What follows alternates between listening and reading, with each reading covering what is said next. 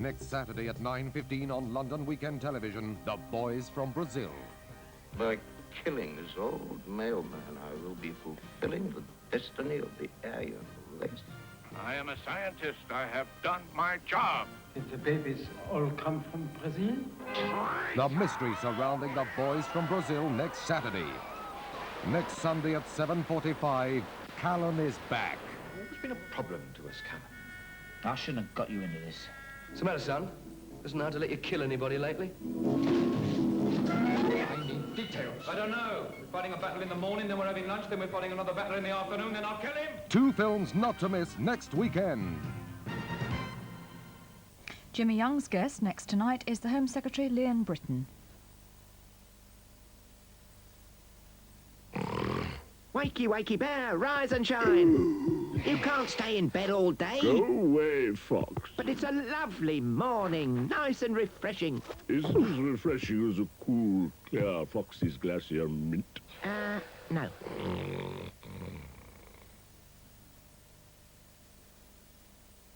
Inventory. While some of your competitors' stock is out of control, you can be a generation ahead of them. With Data General's desktop generation computers, you can take control of your business, including your inventory. And Data General systems can grow with your business to help keep you ahead of your competitors. Data General, a generation ahead. Once upon a time, there was a little boy whose cough was driving his chums up the wall. Then one of them remembered. Come on, Tixylix! So off they went to get some. After all, they'd seen a commercial that said, Tixylix is specially made to soothe children's coughs to sleep.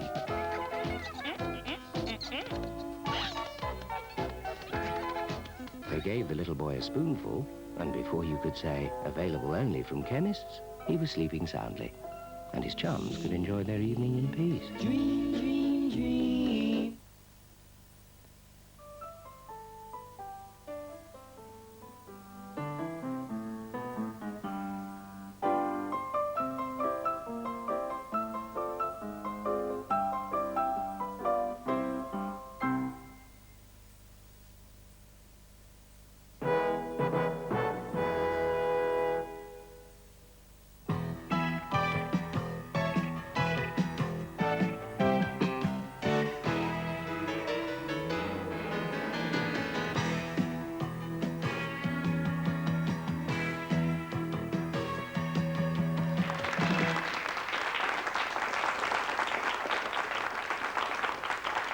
Hello, and welcome to the programme. Wonder if you remember the film The Blue Lamp and the astonishing impact it had on cinema goers in the 50s.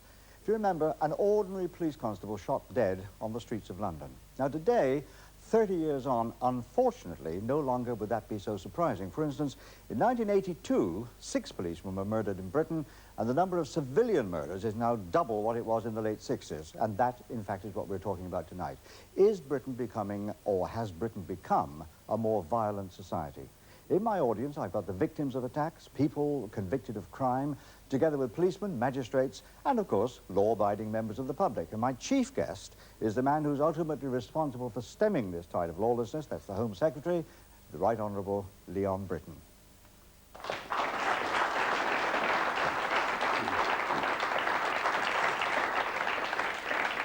Home Secretary, I wonder if I could start with a report by the Ombudsman, which, oddly enough, I was talking to Jack Ashley, MP, about on my radio programme on Friday. How embarrassing was the report which refers to, and I'm quoting here, an unprecedented pollution of justice, and it concerns, among other things, a man who was wrongly convicted of murder, served 9 years of a life sentence, and might, but for the absence of capital punishment, I suppose one could say the grace of God, have been hanged. Now, doesn't that undermine, do you think, the confidence in the operation of British justice, and indeed the operation of the Home Office, I wonder?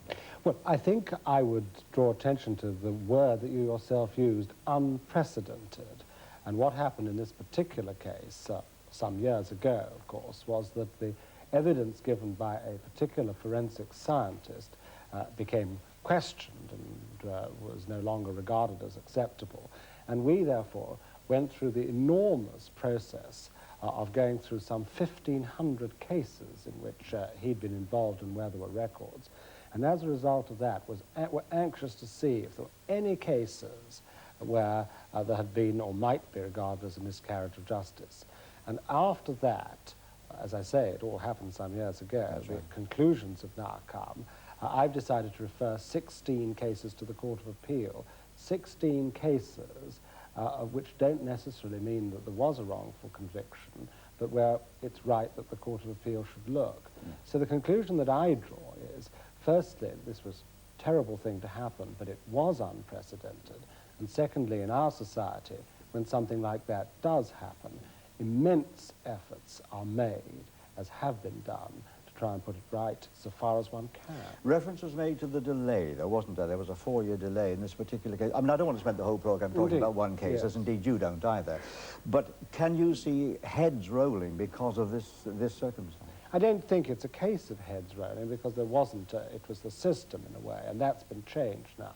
And I've put in hand measures to ensure that this kind of thing won't happen again.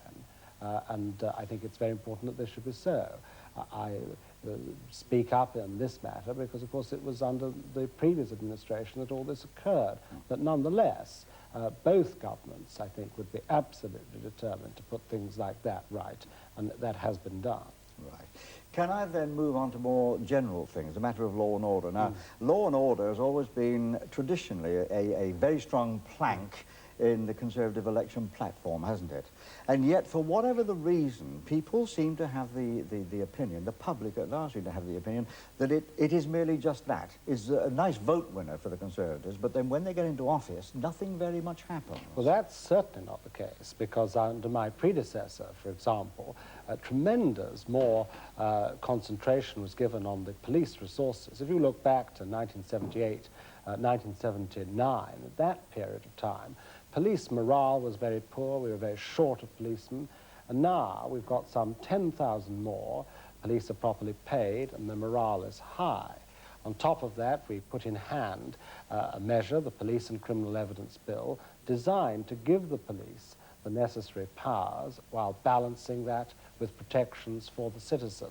And since I've become Home Secretary, we've greatly expanded and increased the prison building program, and I've announced measures relating to those serving life sentences and also those sentenced to violent offences for more than 5 years, making it clear that they would only get parole in the rarest cases, which show the gravity with which we regard crime and our determination to do it, as well also as a new initiative towards crime prevention. A lot of things you've mentioned there, which I'm sure will come up during the course of the programme. You made reference to your predecessor.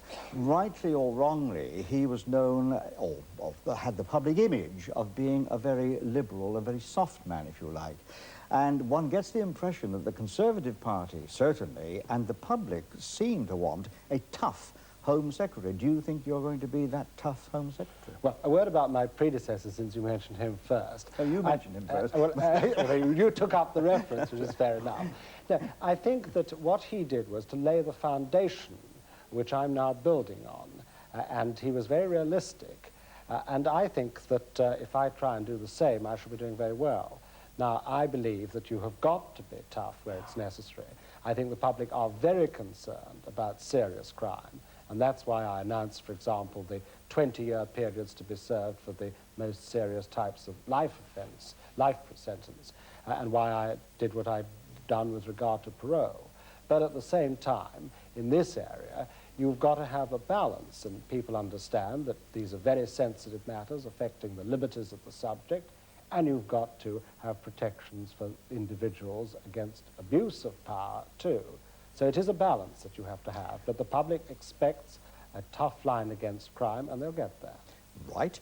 Now, you mentioned the police bill just now, and there have been bodies of opinion, among them, I mean professional opinion, lawyers and doctors, and you've been lobbied by them, who think that the police bill perhaps goes too far, that it gives the police too many powers. Do you think it gives the police too many powers? I don't. When the bill came out in the last session, it went through Parliament, and my predecessor accepted some 300 amendments which dealt with many of the criticisms. Then, when I came into office, I had a good look at it again and made a number of changes. For example, the question of the investigation of complaints against the police, that's been beefed up. Tape recording of statements made to the police, the definition of the serious crime, and so on. And that's why, when the bill was reintroduced, it got a rather good press. It was well received as being a balanced measure, and why of course there'll be people who don't like it, but the sort of chorus of opinion that was mounted last year isn't actually being heard now, because I think we have got it right.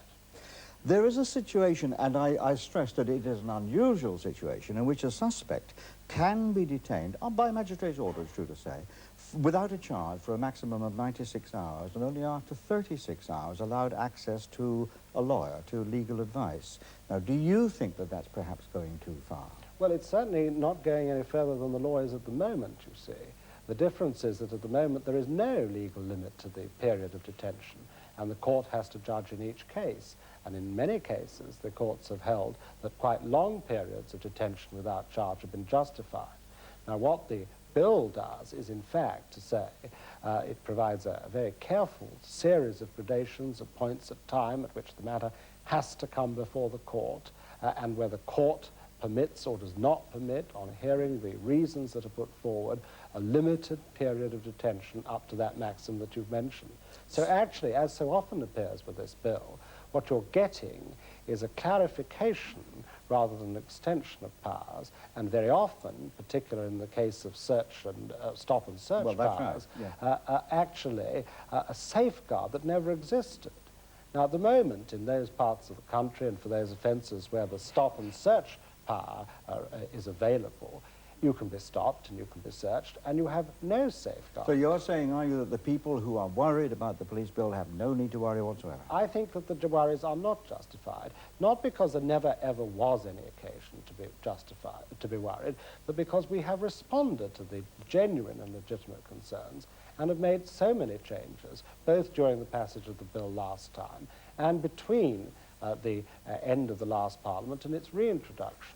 One of your priorities, you've said, is to combat burglaries and street violence in particular, yes, which obviously worries a lot of people, and particularly elderly people. What can you actually do in those areas to really crack down on that kind of crime? Well, we've seen in certain parts of London, for example, where it's very prevalent, that there has been a measure of success, and it's largely a question of police techniques. Having the adequate numbers of police on the beat rather than behind their desks, and doing the right sort of thing.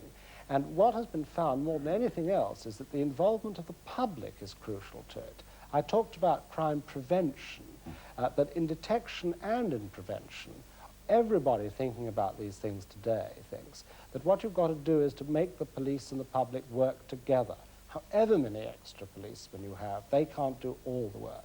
We're having a new circular on crime prevention coming out. But in the bill that you refer to, one of the most important parts of the bill is arrangements being set up for consultation between the police and the public. What sort of things would you like to see, or what sort of participation would you like to see the public having, which it probably doesn't have? Well, what's been started in a number of areas is what's in London is called Neighbourhood Watch, in which members of the public actually are organised to assist the police.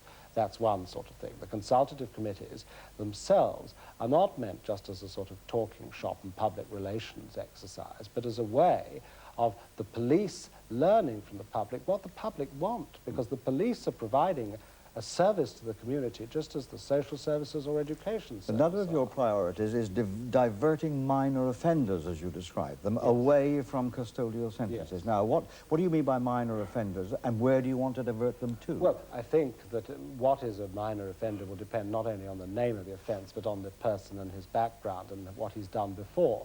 But there are large numbers of people who don't need to go to prison, who can be dealt with in the community, provided that there are adequate ways of dealing with them. Now, one of the things that was introduced some years ago, which has proved rather successful, is the community service order, whereby people, instead of being sent to prison, are made to do constructive work. Right. I've seen it at work on a club, and they jolly well have to do it, and they have to do it at a fixed time and for a number of hours, and if they don't do it, they go back to court and they're likely to find themselves in prison. I think that's a very constructive approach. And I also am very concerned in this whole area in bringing in the victim. I think we ought to think more about In what way, bringing in the victim? In penalties. Now, one of the things that we've done, in 1982, the law was changed so that a court can now make a compensation order. And in March, the amount that a magistrate's court can order for compensation to the victim will be doubled to £2,000. What happens if the criminal can't pay the order? Plainly, you can't get money out of a stone, but criminals sometimes do have money. And sometimes they salt money away. And there's a report that's just coming out about confiscating ill-gotten gains of criminals. That's proved a very difficult thing to do. Because you've got to find them, first of all, mind you. You've got to find them. That's the policing side. You've got to find them, and you've got to find their money. But at the moment, even if you find them and their money, it's not always easy to take it away. Well, I hope during the course of this Parliament to introduce legislation which will enable that money to be confiscated if it's found. And I think that with the policing techniques and resources and support and cooperation of the community, the chances of catching the criminal and then getting his money off him will be greatly increased. Home Secretary, we have to break just there. And in the second half, I want to involve the audience, if that's all right with you. Right now, we just take a short break. Back in 2 minutes.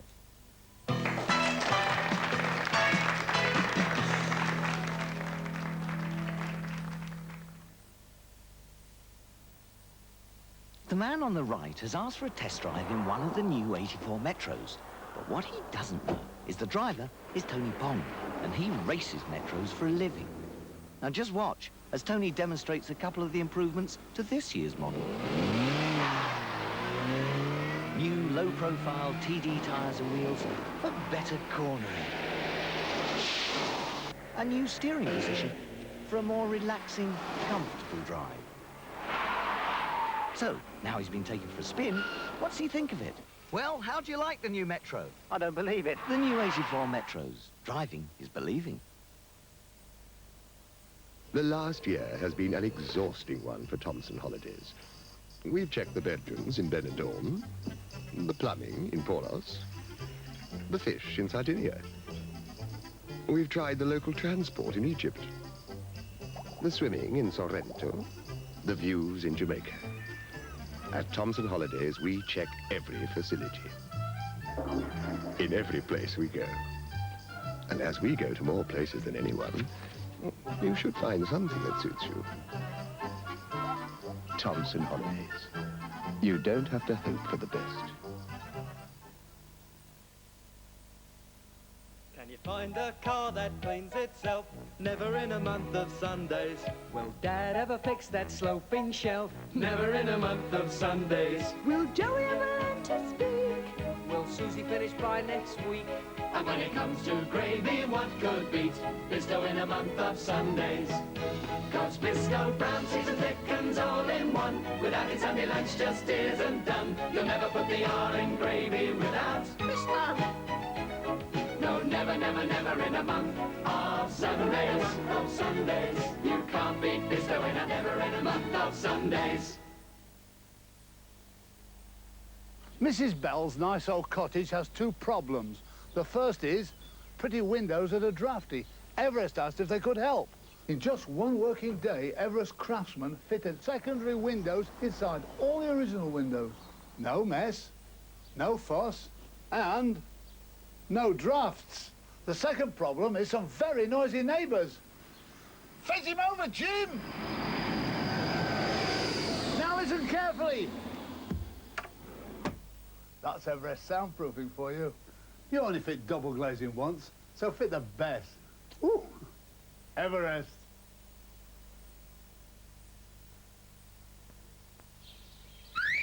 Come on, folks. From now on, dreamy Cadbury's Caramel is down 3p in price to only 17p.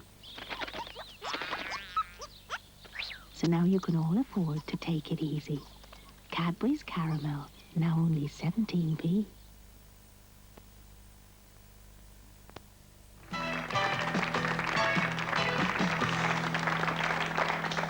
Hello, Hello again. Welcome back to part 2 of the Jimmy Young television programme, where the subject is law and order. Our special guest is the Home Secretary, the Right Honourable Liam Britton, but our special guests, of course, are the audience. What I'd like to find out is if there's anyone in the audience who's actually been a victim of crime, perhaps a victim of violent crime for that matter. Hands go up. Or the... What about the lady in the pink top there? We go to. What's your name? Catherine Brennock. Yes. And what happened to you? Well, it was on the 14th of August, 1980. I was coming home in the evening around 10 o'clock, and I heard some footsteps behind, and I thought they were running from the shower of rain. And I went to look around, and it was too late. I was caught in a stranglehold, and I was thrown to the ground and picked up by the neck and swung around like a rag doll, and I had a heart attack straight away. Oh, dear. And I was 3 days in intensive care and 11 days in hospital. And all this upset my family so much. Yeah. I mean, it's not just the person, is it? It's the effect on the people around the person as well. That's right. Yeah. I mean, I was a very strong person, a strong character person. I mean, I had to be. I had 8 children. And after I came out of hospital and everything, my whole personality changed, which was very bad for the rest of the family. Can I go to you? Because you have connections in this area as well, don't you? Yes, Joan Yonker Victims of Violence Organisation on Merseyside. Yeah. 8 years ago, I went to visit an elderly man that lived near a friend of mine, 87 years of age. He'd had his home broken into, and the 2 thugs that did it threw him to the ground and kicked him around the head and face, blinded him 1 eye. Now, I had nothing to do with victims before that. I was going about my own sweet life. And I realised the week after when I went to see him, he hadn't had 1 visitor to see whether he was physically or financially all right. Blinded in 1 eye, trying to cope. And from there, I've met 4,000, Jimmy. Sorry? From then, I've met 4,000 victims. Really? Right from the parents have murdered children, child has been raped, and believe me, you've got to be in it to realise what's going on. You've got to go out every day and see it. Perhaps I can go to the Home Secretary now. Just before we broke, you were saying that you would like to hear from some people who had actually suffered in this area. And there are 2 with first-hand experience. What sort of hope can you offer to people like that? Well, as far as the victim is concerned, obviously nothing that any government can do can provide real compensation for the kind of suffering that you've undergone. But that doesn't mean that there aren't things that should be done.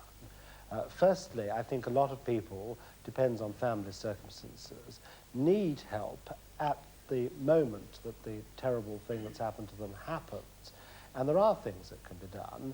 And all over the country, on a voluntary basis, victim support schemes are being set up. I think there are about 160 now. And what we've tried to do as a government is to give every kind of encouragement for those schemes to be set up. And we've therefore given a grant to the National Association of Victim Support Schemes. So that's one thing, and we want to develop that. Also, of course, there is a question of financial compensation, which, although it doesn't compensate you for what's happened, at least is something that can be done, and we're doing that too. Right. Wonder if I could go, the gentleman here.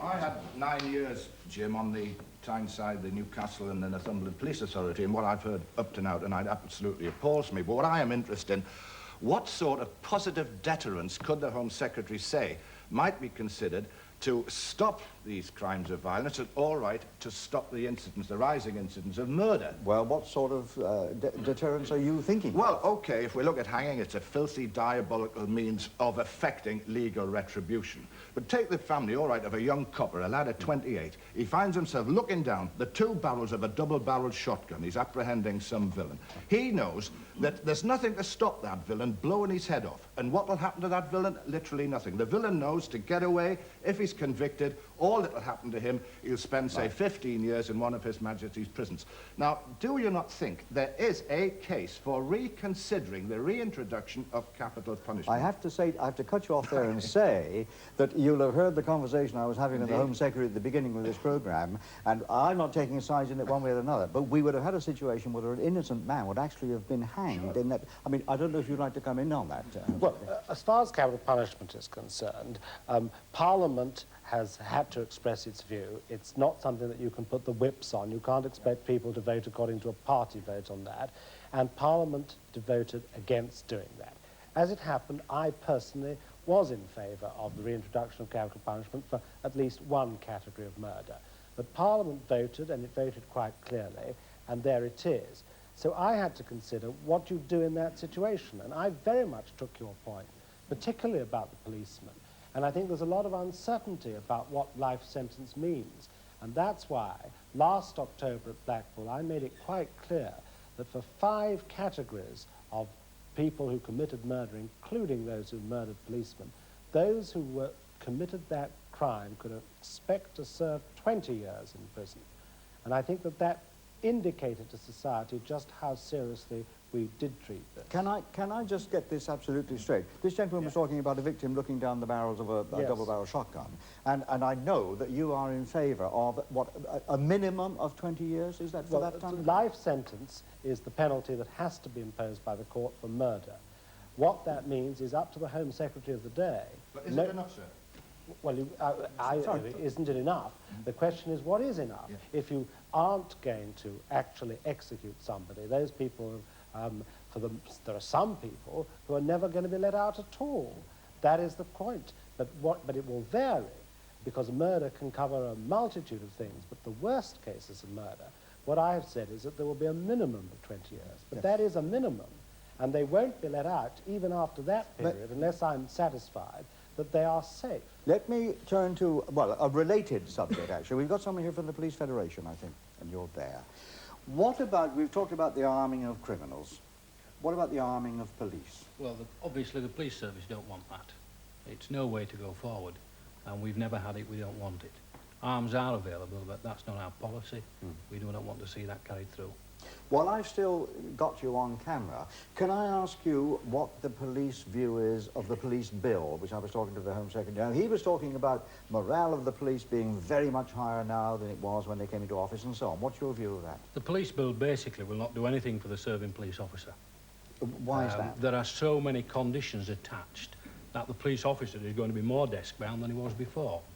But having said all that, the Home Secretary said and talked about beefing the complaints procedure up.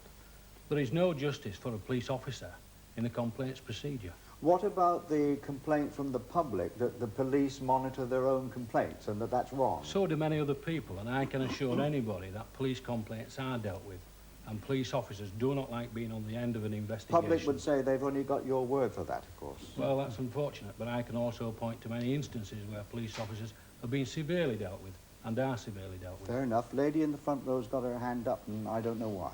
Yes, the police complaints procedure, neither under the police bill, will give independence which the public can trust, nor give proper representation for police officers. And if you look at the police and criminal evidence bill, I would like to ask the Home Secretary that there, on the one hand, there are some people who say that the police and criminal evidence bill gives the police new extensive powers, such as the power to search the premises of somebody who isn't suspected of any offence, with inadequate safeguards for the citizen. And on the other hand, the police complain that there's going to be excessive paperwork and that the provisions are complex and convoluted. Now, isn't there a good chance that this bill will not work for anyone? Well, the person to ask is the Home Secretary, Neil Alford. I don't think that. You see, even in the brief exchange that we've just had, it just shows you what a balance there is. I respect and understand the view of the Police Federation about the paperwork and so on, but that really confirms what I was saying earlier on, that the police will be given the powers that, for the most part, they already have. That will be confirmed. But there will be safeguards. Now, take this question of stopping and searching. The moment you can be stopped and searched in many parts of the country, and there's no limitation on it or safeguard at all. What the bill will do is require you to be told why it is you've been stopped and for a record to be kept. Now, our friend from the Police Federation is quite right. It will mean some more work. The police will have to keep those records, but it will also mean that it can be checked on if something goes wrong. Now, and again, if I can turn to the question of the complaints against the police, of course, there's a balance that has to be drawn. Our friend from the Police Federation is quite right in saying the police are very tough in the complaints, but at the same time, public expects there to be an independent element. And what the bill does is provide that. Can I ask you, Home Secretary, since you're on camera at the moment, what about the arming of the police? We know, or at least we think we know, that of the escalation in the use of guns by criminals. Can you see, and it would appear to the public, I suspect, that the occasions on which the police have to use guns are getting more frequent. Can you see an occasion in the not-too-distant future when our police will have to be armed, as they are in other countries? No, I think we must avoid that at all costs, and I entirely agree with the Police Federation on that. And the position at the moment is that the issue and the use of arms to the police is very tightly controlled, and it operates so that that only happens when it's absolutely necessary, and I wanted to stay that way. Is there anybody in the audience, I wonder, just as a one-off question, who thinks our police ought to be armed, perhaps? You all think they should not carry arms. That's very interesting. Can I go to Jimmy Boyle? I mean, you've been a hard man in your time and are now a reformed character and a very nice man. You've heard we've talked about capital punishment, and B, we've talked about long sentences, and the Home Secretary is quite obviously in favour of long sentences. What's your view on long sentences? Well, my view actually is associated to what that woman was saying there, and the other woman who's a victim, you know, and I believe that what happens to those people who have committed those offences and go into prison, what tends to happen is that those people are in there for being irresponsible. When we put them into prison, we take all responsibility away from them. And we harden their attitudes and embitter them, which means that after 5 years or 10 years or 15 years, we open the door and put them back out. And they don't come out more responsible people. So I think of the victims ahead.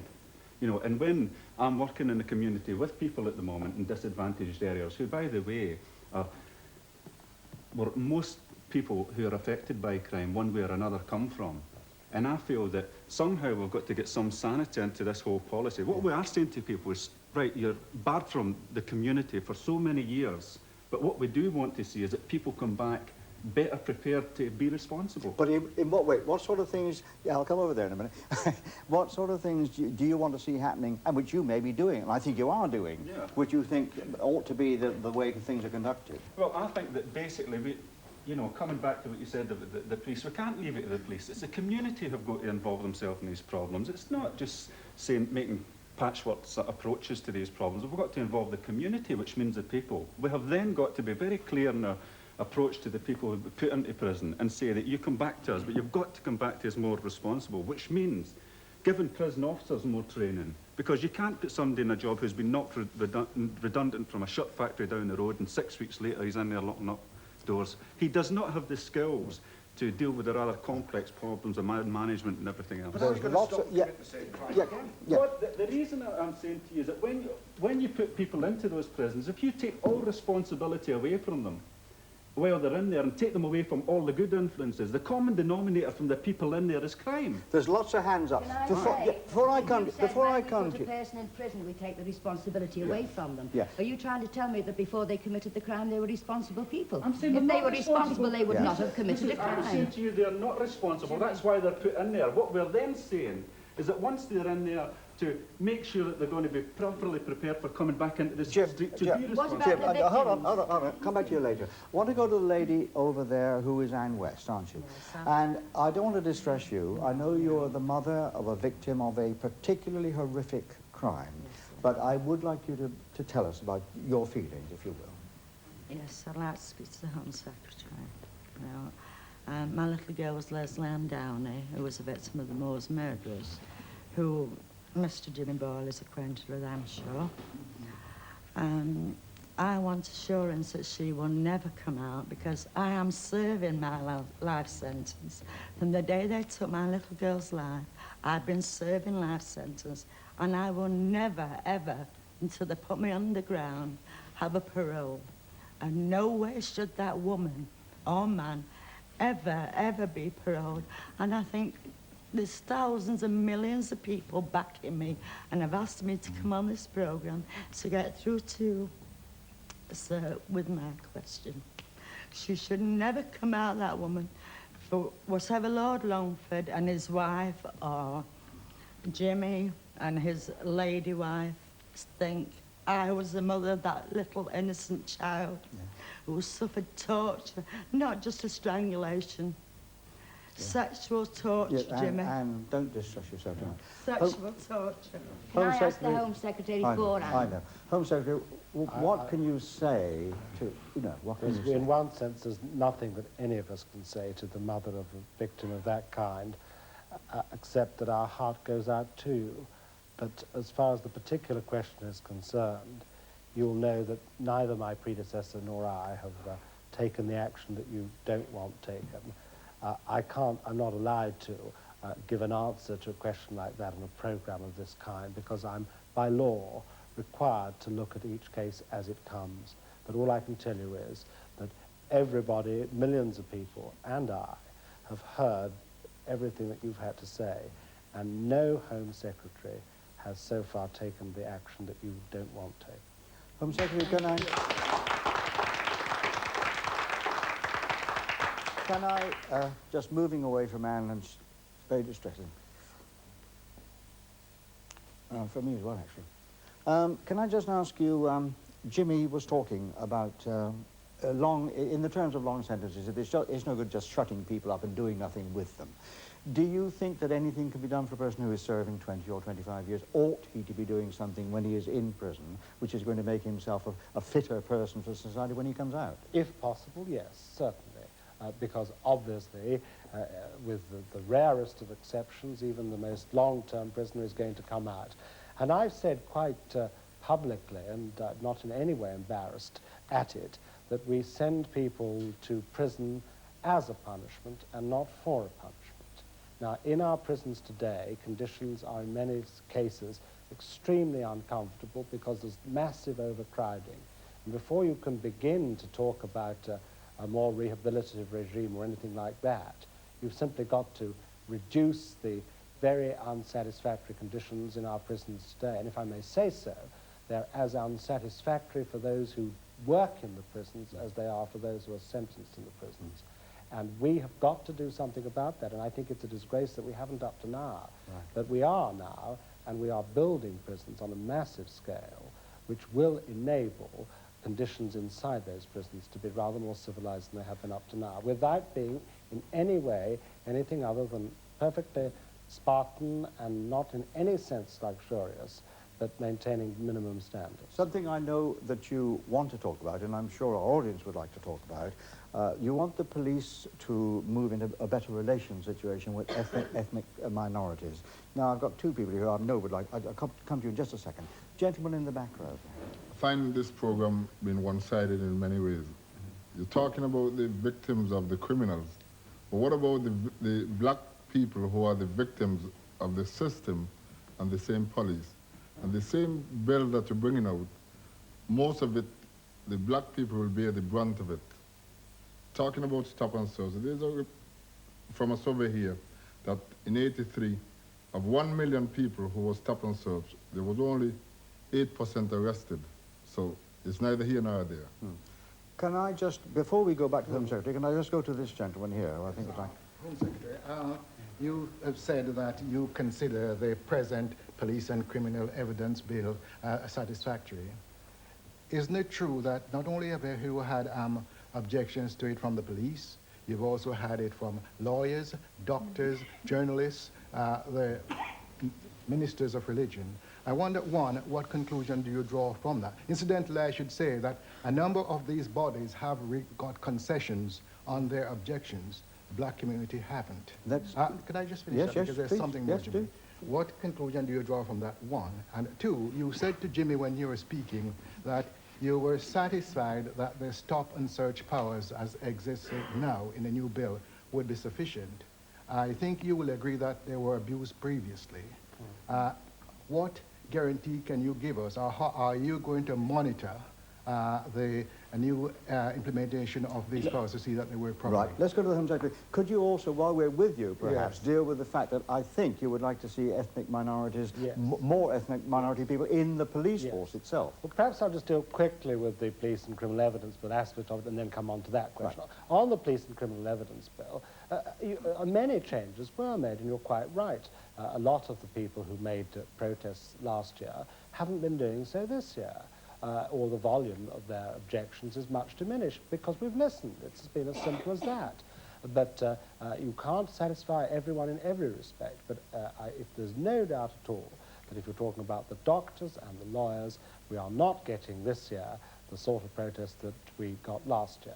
Now, if you're talking about the ethnic minorities, I think that the objection that has been made is profoundly wrong. Now, I have responsibility not only for law and order, I do have responsibility for ethnic relations between the ethnic communities. And I came a few months ago to Bradford, not very far from here, and said what I thought and felt very deeply about that. And I think the right thing is to involve the ethnic communities in the police. We've increased the numbers. 500 odd were recruited only this last year. We shall be advertising this year. We shall be passing leaflets. We want the ethnic community to join in the process of law enforcement. What about the complaint by the gentleman up there, Home Secretary, that ethnic minorities tend to suffer in terms of stop and search and things like that? Well, I think that that is an argument in favour of having safeguards on the power, not on not having the power. Now, I know there's a lot of feeling on this subject in the ethnic communities, but what I have to ask myself is, first of all, is there a legitimate need for the power? And I don't think anyone who's being serious about it can deny that there are circumstances in which the police do need to stop people and search them if they're suspected of having, for example, stolen goods. It is ridiculous, or offensive weapons, to suggest that that power is not necessary. The next question is it something that needs to be safeguarded against abuse? To which the answer is certainly. OK, gentleman in the middle in the check coat. Isn't it rather worrying, Home Secretary, that you hear all the people round here talking about acts of violence, talking about crime, crime against the person, and yet the parliamentarians appear to take a completely different view from the man in the street? Aren't you worried, therefore, Home Secretary, that perhaps the people in the street will move away from the parliamentarians and perhaps start taking action on their own, which would be dreadful, absolutely appalling. Yes. But we are no longer representing the people, are we? I think it's vital. I think it's vital that we should, and it's exactly because I think it is dangerous for government and Parliament to get too far away from public perceptions of what is right and wrong. And that's why I announced the sort of measures that I did in October last with regard to life imprisonment and with regard to parole, because I wanted to bring public and people a little closer but together. But that surely, Home Secretary, is only while you are there. What if we get a very liberal Home Secretary? Will they be kept in for 20 years then? No. It might only be 6 years. Where do you, on your list, if you like, of tough sentencing, put drug pushers who may not shoot? Very high indeed. Right. And indeed, when I announced that people over 5 years who committed violent offences couldn't normally expect to be paroled except at the very end of their period, I added to that people who get sentenced for long periods of imprisonment for pushing drugs, because they are killing people, and they're killing people in large numbers. That is right. They don't kill them with guns, but they kill them just as effectively, unfortunately. Slightly more cowardly, if anything. Yes. Home Secretary, we're out of time. May I thank you very, very much for joining us on the programme. It's very kind of you. Thank you. And especially thanks to our audience, because you contributed a very great deal, and thank you very, very much for being here. For our part, we shall be back at the same time next Sunday. I hope very much indeed that you'll be with us. Until then, on behalf of everybody here, good night.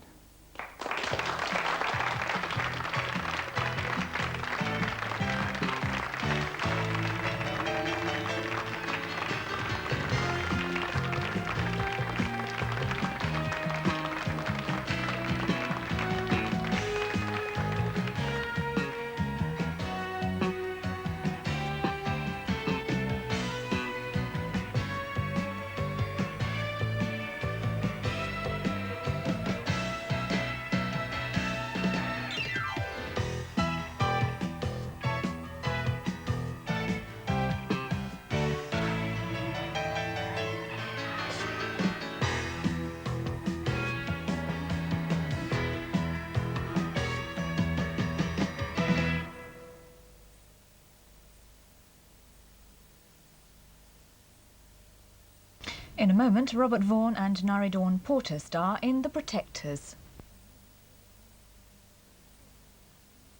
Uh-oh. Bad time to call. Why won't my floor shine like yours, Jill? Try this. AJAX Liquid. I'll show you. Smells nice. Yes, and there's no need to dissolve AJAX Liquid. We'll soon get this floor looking like new. AJAX Liquid cleans so clean, it really lets the shine through. Brilliant. It smells clean and fresh, too. And you use AJAX Liquid to clean chrome and lots of other things like tiles. Brilliant. AJAX Liquid, original white or lemon, lets the shine through. Brilliant. I'll always be grateful for being given 9 lives. You see, not every cat gets 9 lives. Shame, really. These new meat dinners are chunkier and juicier. And when it says rabbit, you can really taste the rabbit. And the chicken. Oh, you can really taste the chicken. Yes, there are times when I really need my 9 lives. Tuesdays, generally. A cat deserves new 9 lives once a week. Or maybe twice. It's Extra Discounts Week at Allied Carpet's biggest sale. Already you can save 25 to 50% on room-size carpets. But how about this? For 7 days only, we're offering extra discounts of £5, £10, and even £25 on a great choice of selected carpets. Just look for the extra discounts and Allied's biggest savings ever. It's all part of Extra Discounts Week at Allied Carpet's biggest sale. Exceptionally Allied. People are weighing up the costs of home heating, and in more homes every year, the choice is electric storage heating, because the balance is changing. There's warmth, comfort and convenience with the latest slimline storage heaters. They run on less than half-price electricity, economy 7 overnight electricity that gives you a tank of cheap hot water too. The balance is changing, so if you're putting in heating, weigh up the costs. And heat electric with economy 7 slimline storage heating.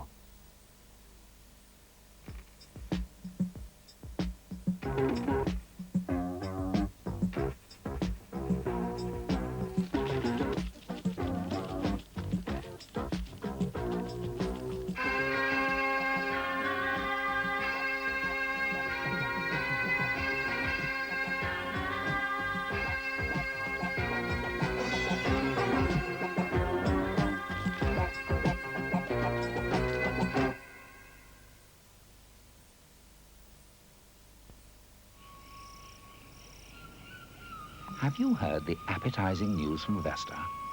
From now on, with every single Vesta variety, you'll be getting 10% extra. But you don't pay extra for it.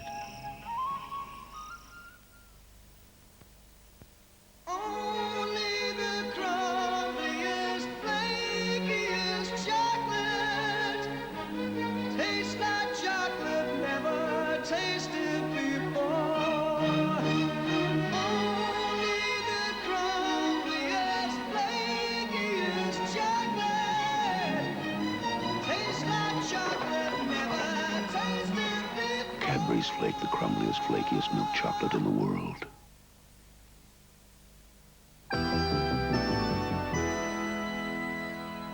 Some people have special problems booking holidays. Those with particular family needs, the elderly, single parents, and disabled people. Holiday Care Service has information on holidays for all these groups. It's personal and it's free. For more information, write to Holiday Care Service, Box 33, London SE1 9LT. You might be surprised at the help available. And now the London News Headlines. A man's been charged tonight in connection with the murder of 3 members of a Chinese family last weekend in southwest London. The victims were a woman, the wife of a restaurant worker, and their 2 children, a girl aged 3 and a boy of 8 months. Their mutilated bodies were found at their home at Hampton in Surrey.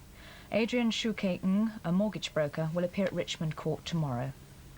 And police are now interviewing a man in connection with the death early today of a member of the Serbo-Croat club at Notting Hill in West London. The dead man's been named as Drago Garrick, who was in his early 30s and apparently died after a severe beating and kicking. Hollywood actor Anthony Perkins, star of the film Psycho, has been arrested on a drugs charge at London's Heathrow Airport. He's accused of illegally importing cannabis and the hallucinatory drug LSD, and he'll appear at Uxbridge Magistrates Court early next month. Perkins arrived in Britain from Los Angeles today to work on a new film being made here. Once again, there'll be no editions of the Times published tomorrow because of the industrial dispute that's blocked printing of the paper and its weekend partner, the Sunday Times, since last Friday. The two sides in the dispute have been approached by the industrial settlement agency AJAX. The union involved, Sogat 82, say they're ready for a meeting any time, and the Times management say they'll reply tomorrow morning. A pilot escaped with slight cuts today after his Ministry of Defence glider crashed into a house at Aldershot in Hampshire. Andrew Chadwick had taken off from the Royal Aircraft Establishment at Farnborough when his glider suddenly lost height over the Aldershot Army Barracks. He was unable to keep control and crashed into a house in the married quarters of the base. And finally, 10 police officers have raised £2,000 on a relay run from Humberside to London in aid of their colleagues who died in the Harrods bomb blast last month. The 8-man, 2-woman team ran from Hull to Chelsea Police Station, where the victims were based. The relay started yesterday morning and took 30 hours. Tomorrow, the runners will be special guests at a memorial service for the dead at Westminster Abbey. And that's the local news for Sunday night.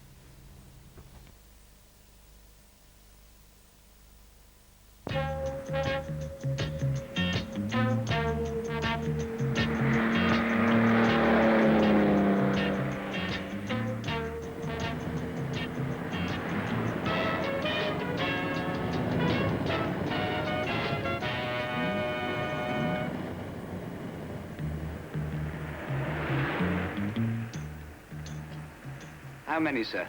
Fill her up.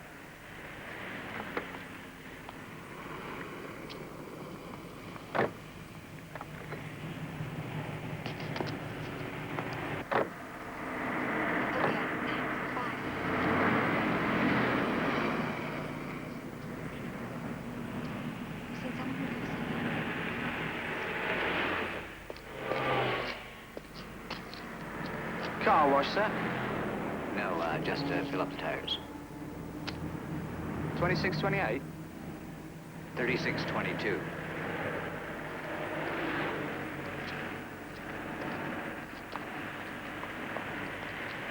Could you possibly give us a lift? I'm going to Bangkok. Well, could you drop us in London on the way? Why not?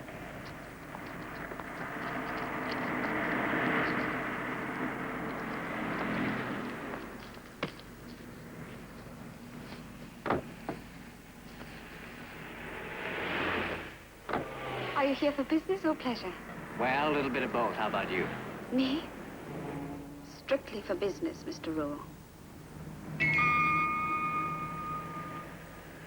Drive.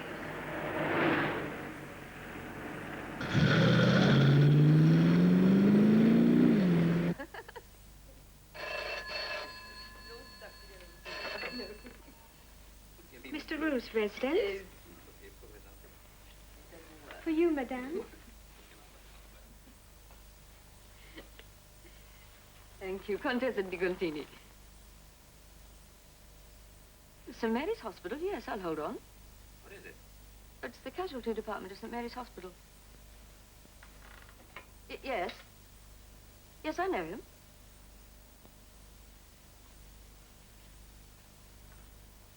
Of course, I'll come straight away. Was it Harry? An accident? Was he hurt? Harry is dead.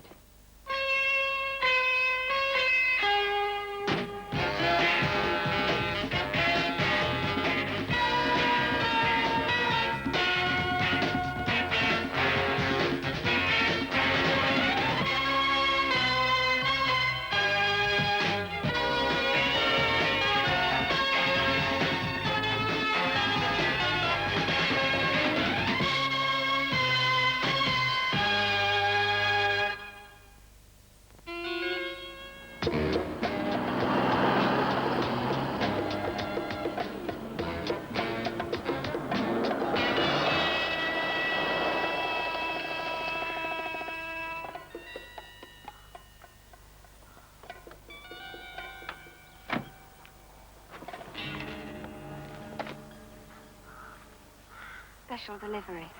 Pay off your friend, darling. Drop her off on the motorway. Maybe she can hitch a ride back to London. See you later.